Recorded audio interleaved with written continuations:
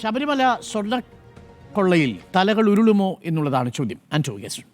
അല്ല, എനിക്കിതിൽ വളരെ കോമഡിയായി തോന്നിയൊരു കാര്യം, ശബരിമലയിൽ ഈ ദ്വാരപാലക ശില്പത്തിൻ്റെയും അതുപോലെ ഈ വാതിലുകളുടെയൊക്കെ അളവെടുക്കാൻ വേണ്ടി ഒരു ആശാരിനെ, പിന്നെ നന്ദൻ എന്ന് പറഞ്ഞ ആശാരിനെ ഈ പോറ്റി നിയമിച്ചു. മേൽശാന്തിയുടെ നേതൃത്വത്തിൽ തന്നെ വാതിലൊക്കെ അഴിച്ചെടുത്ത് അളവെടുത്ത് അവിടെ ഫിറ്റ് ചെയ്ത് ശില്പത്തിൻ്റെയൊക്കെ അളവെടുത്ത് നേരെ പോരുകയാണ്.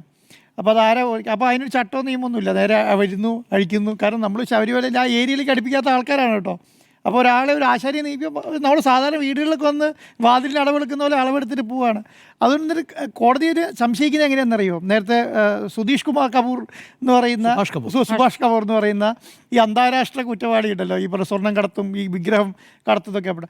അദ്ദേഹത്തിൻ്റെ പണി എന്ന് പറയുന്നത് ഇതുപോലെയുള്ള സാധനങ്ങൾ ഉണ്ടാക്കി, പിന്നെ എന്താണ് അതിൻ്റെ റിപ്ലിക്ക ഉണ്ടാക്കി വിദേശത്തേക്ക് കടത്തുക എന്നൊക്കെയുള്ളതാണ്. അപ്പം ഇതുപോലെ എന്ത് സംഭവിച്ചതെന്ന് പറഞ്ഞാൽ, ഇതുപോലെ ആണോ ഈ പിന്നെ പോറ്റി ചെയ്തിട്ടുള്ളത് എന്നുള്ളതാണ് ആലോചിക്കുന്നത്, കോടതിക്ക് സംശയം വരുന്നത്. അപ്പം അതുകൊണ്ടപ്പം കോടതി എന്താ പറയുക, കോടതി 100% ഇതിനകത്ത് വലിയ എന്തോ അഴിമതി അല്ലെങ്കിൽ എന്തോ ഒരു വലിയ പ്രശ്നം നടന്നിട്ടുണ്ടെന്ന് ഉറപ്പിച്ചിട്ട് മുന്നോട്ട് പോകുന്ന പോലെയാണ് ചെയ്യുന്നത്.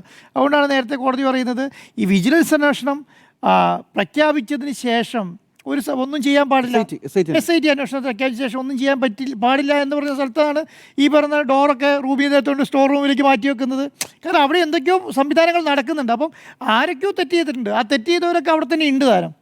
അപ്പോൾ അതിന് വേണ്ട കാര്യങ്ങളൊക്കെ മുന്നോട്ട് കൊണ്ടുപോകാൻ വേണ്ടിയിട്ട് ഈ ഉണ്ണികൃഷ്ണൻ പോറ്റി ജയിലിലേക്ക് പോയെങ്കിലും അതിന് വേണ്ട ആൾക്കാരൊക്കെ അവിടെ ചെയ്യുന്നുള്ളതാണ്. അപ്പം അതുകൊണ്ട് എന്ത് സംഭവിക്കുന്നു പറഞ്ഞാൽ, അതുകൊണ്ട് തെറ്റ് ചെയ്ത ഉദ്യോഗസ്ഥന്മാർ വന്ന് മാത്രമല്ല, കാരണം ഒരു സ്റ്റേജ് വിട്ട് കഴിഞ്ഞാൽ പിന്നെ എല്ലാവരും അവരോട് പോലും പറയുമല്ലോ, ഇത് ഇന്ന കാരണം കൊണ്ടാണ് പ്രശ്നത്തിലായത്, ഇന്ന കാരണം കൊണ്ടാണ് പ്രശ്നത്തിലായത്, ഈ പരസ്പരം പറഞ്ഞ് ഈ കാര്യങ്ങൾ മുഴുവൻ പുറത്തു വരും. അപ്പോൾ അങ്ങനെ പുറത്തു വന്നതാണ് ഇപ്പോൾ ഈ ഓരോന്നോരോന്നായി എല്ലാവർക്കും മനസ്സിലാകുന്നത്, എന്താണ് സംഭവിച്ചിട്ടുള്ളത്, എങ്ങനെയാണ് സംഭവിച്ചിട്ടുള്ളത് എന്നൊക്കെ മനസ്സിലാകുന്നത്. അപ്പം നേരത്തെ ജിമ്മി സാർ നേരത്തെ പറഞ്ഞതുപോലെ, എൻ്റെ കയ്യിൽ ഇത്രയും സ്വർണ്ണം പൂശിയതിന് ബാക്കി ഇത്ര സ്വർണ്ണം ഉണ്ട് എന്ന് പറഞ്ഞാൽ അത് ഞാൻ വേറെ കുട്ടികളെ കെട്ടിച്ചു വിട്ടാൻ എടുത്തോട്ടെ എന്ന് ചോദിക്കുമ്പോൾ എടുത്തോളാനും പറയുന്നത് എടുത്തില്ല. അപ്പോൾ ആ സ്വർണ്ണം അവരിൽ വെച്ചോളാനാണ്.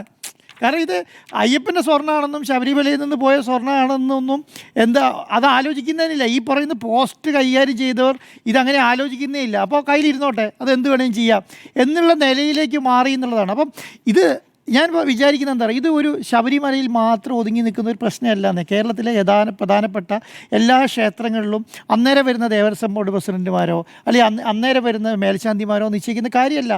കാരണം അവിടെ ഒരു വലിയ സംവിധാനം വർക്ക് ചെയ്യുന്നുണ്ട്.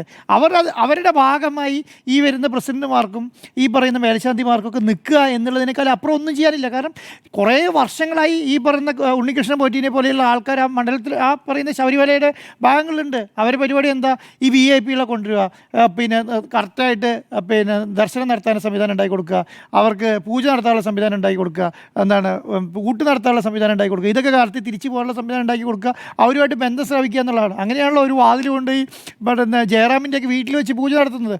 അപ്പോൾ ജയറാം തന്നെ പറയുന്നത് എന്താണ് പറയുന്നത്, ശബരിമലയുടെ വാതിൽ എന്നുള്ള നിലയ്ക്കാണ് ഞാൻ അതിനെ കാണുന്നതും ചെയ്യുന്നതും. കാരണം അവരെ സംബന്ധിച്ചിടത്തോളം അവർ ശബരിമലയിൽ വരുന്ന സമയത്ത് ശബരിമലയിലെ എല്ലാ കാര്യങ്ങളും കൈകാര്യം ചെയ്യുന്ന ഒരു ഉണ്ണികൃഷ്ണൻ പോറ്റിനെയാണ് കാണുന്നത്. അപ്പോൾ അതിനനുസരിച്ചുള്ള എല്ലാ സാഹചര്യങ്ങളും സംവിധാനങ്ങളും ഇവർ പ്രതീക്ഷിച്ചിട്ടാണ് വരുന്നത്. അപ്പോൾ ഉണ്ണികൃഷ്ണൻ പോറ്റിയെ പോലെ ആൾ ഇത്രയും സ്വാധീനമുള്ള ശബരിമലയിലെ എല്ലാ കാര്യങ്ങളും ചെയ്യാൻ സ്വാധീനമുള്ള ഒരാൾ ഒരു വാതിൽ കൊണ്ടുതരുമ്പോൾ അത് അവിശ്വസിക്കേണ്ട കാര്യമില്ല. പൂജയ്ക്ക് വേണ്ടിയിട്ട് മാത്രമാണല്ലോ അത് ചെയ്യുന്നത്. അപ്പോൾ ശരിക്കും പൂജ ചെയ്യുന്ന സമയത്ത് കൂടെയുള്ള ആൾക്കാരെ വിചാരിക്കുന്നുണ്ടാവുമോ ഈ പിന്നെ പൂജ ചെയ്തു എന്ന് പറഞ്ഞാൽ. അപ്പോൾ ജയറാം പറയുന്നത് ഞാൻ മാത്രം എൻ്റെ കൂടെ 2-3 ആൾക്കാരെ കൂടെ വിളിച്ചു വരുത്തി പെട്ടെന്ന് ശബരിമലയിൽ വാതിൽ കൊണ്ടുവന്നിട്ടുണ്ട് പൂജ ചെയ്യുന്നതിന്, നിങ്ങൾ കൂടെ സാക്ഷി ആയിക്കോളൂ എന്ന് പറഞ്ഞാൽ ഭയങ്കര വിശ്വാസത്തോട്. ചിലപ്പം ഒരു വിശ്വാസിയെ സംബന്ധിച്ചിടത്തോളം അത് വലിയ കാര്യമാണ്. അപ്പോൾ ഇത് മുതലെടുക്കാൻ വേണ്ടിയിട്ട് ഉണ്ണികൃഷ്ണൻ പോറ്റി പോലെയുള്ള ആൾക്കാർ ശ്രമിക്കുന്നുള്ളൂ. അതുകൊണ്ട് ഞാൻ പറഞ്ഞത്, ഇത് ഇപ്പോൾ നിങ്ങൾ ഗുരുവായൂർ ക്ഷേത്രങ്ങളിൽ പോയി നോക്കിക്കോളൂ, അല്ലെങ്കിൽ മറ്റുള്ള പ്രധാനപ്പെട്ട ക്ഷേത്രങ്ങളെല്ലാം നോക്കിക്കോളൂ, അവിടെ VIP എൻട്രി ഉണ്ട്. അങ്ങനെ ഒരു സ്ഥലത്ത് VIP എൻട്രി ഉണ്ടാവാൻ പാടുമോ? ഒരു ക്ഷേത്രങ്ങളിൽ VIP എൻട്രി ആകാൻ പാടുമോ? അവർക്ക് പൂജ നടത്താൻ പാടുമോ? പിന്നെ ഈ എല്ലാ ക്ഷേത്രങ്ങളിലും സമർപ്പിക്കുന്ന സാധനങ്ങളെല്ലാം ക്ഷേത്രത്തിൽ തന്നെ ഉണ്ടാവുമോ? ഒരു നോർമലി ദേവസ്വം ബോർഡിൻ്റെ കൈവശം ഇരിക്കുന്ന ക്ഷേത്രങ്ങളിൽ ആരെന്ത് സമർപ്പിച്ചാലും ദേവസ്വം ബോർഡിൻ്റെ കയ്യിലാണ് എത്തേണ്ടത്, അല്ലേ? അങ്ങനെ എത്തുന്നുണ്ടോ? അങ്ങനെ പല സ്ഥലങ്ങളിൽ എത്തുന്നുണ്ടാവില്ല. നിങ്ങൾ പ്രധാനപ്പെട്ട ക്ഷേത്രങ്ങളെല്ലാം വളരെ ചുരുക്കം സാധനങ്ങളേ ഉണ്ടാവുള്ളൂ. ശബരിമല പോലെയുള്ള വലിയ രീതിയിൽ പണം വരുന്ന സ്ഥലങ്ങൾ ഒഴിച്ചു നിർത്തിയാൽ ബാക്കിയുള്ള സ്ഥലങ്ങളൊക്കെ വളരെ തുച്ഛമായിട്ട് എത്തുന്നുണ്ടാവുക. അത് ആരുടെയെങ്കിലും കയ്യിൽ പോകുന്നുണ്ടാവും. അത് അവിടുത്തെ ശാന്തിമാർക്കും അതിൻ്റെ കീഴ്ശാന്തിമാർക്കും അതിന് സപ്പോർട്ട് ചെയ്ത് നിൽക്കുന്ന ഒരു വലിയ വിഭാഗം ഉണ്ടാവും. ഈ വിഭാഗമൊക്കെ ജീവിക്കുന്നത് ഈ പറയുന്ന സംവിധാനം കൊണ്ട് മാത്രമാണ്.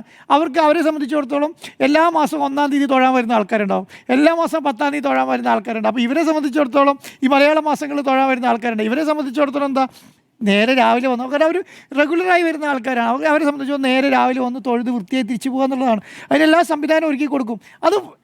അതിങ്ങനെ ശീലിച്ച് വന്നിട്ടുണ്ട്. ഇതോടുകൂടി എന്ത് സംഭവിക്കുന്നു പറഞ്ഞാൽ ഈ ശബരിമലയിലെ പ്രശ്നത്തോട് കൂടിയിട്ട് ഇങ്ങനെയുള്ള ആൾക്കാർക്കൊക്കെ ഒരു പേടിയാവും. കാരണം ഇവർ ചെയ്ത് വെച്ച എന്താണ് തെറ്റുകളെല്ലാം ഇവരുടെ മനസ്സിൽ തന്നെ ഉണ്ടാവുമല്ലോ.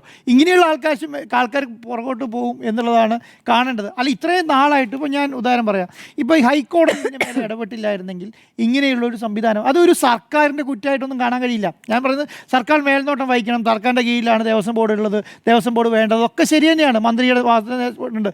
പക്ഷേ ഇത് ഒരു സ്ഥലത്ത് മാത്രം നടക്കുന്ന ഒരു പ്രശ്നമല്ല എന്ന്.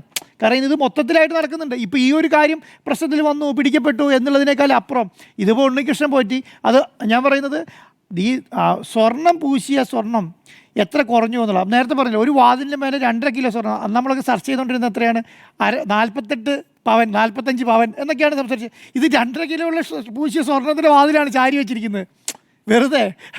അപ്പോൾ അത് മനസ്സിലാക്കി അതിനെതിരെ നടപടി സ്വീകരിക്കാൻ വേണ്ടിയിട്ട് ഈ പറഞ്ഞ ദേവസ്വം അധികർക്ക് പറ്റിയിട്ടില്ല എന്ന് പറഞ്ഞാൽ അത് വലിയ വീഴ്ചയാണ്. അതാണ് പല കാര്യങ്ങൾക്കും മിനിറ്റ്സ് പ്രോപ്പർ അല്ല എന്ന് പറയുന്നത്. അതുകൊണ്ടാണല്ലോ ഒരു കാര്യം പ്രോപ്പറായി ചട്ടത്തിൻ്റെയും റൂൾസിൻ്റെയും കീഴിൽ മുന്നോട്ട് പോകുന്ന സംവിധാനത്തിൻ്റെ ഭാഗത്ത് എല്ലാ മിനിറ്റ്സ് രേഖപ്പെടുത്തിയല്ലേ കൊണ്ടുപോകാൻ കഴിയുള്ളൂ.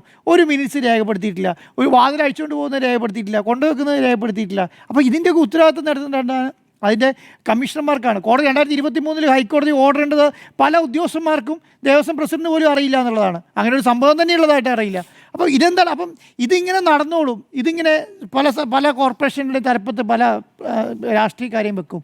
ഈ രാഷ്ട്രീയക്കാരോട് വെക്കുമ്പോൾ എന്താ പറയാമെന്നറിയോ, ഈ കോർപ്പറേഷനെ കുറിച്ച് ഒരു ധാരണ ഉണ്ടാവില്ല.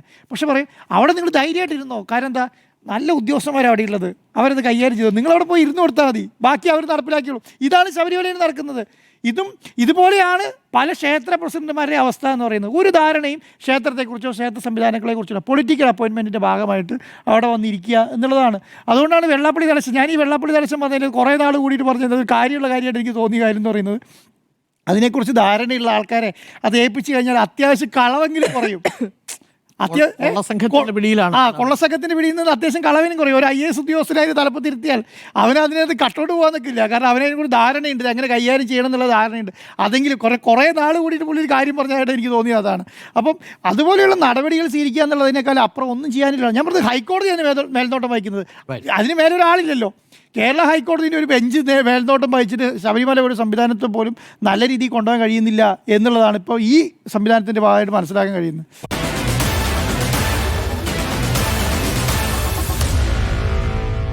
Meet the editors.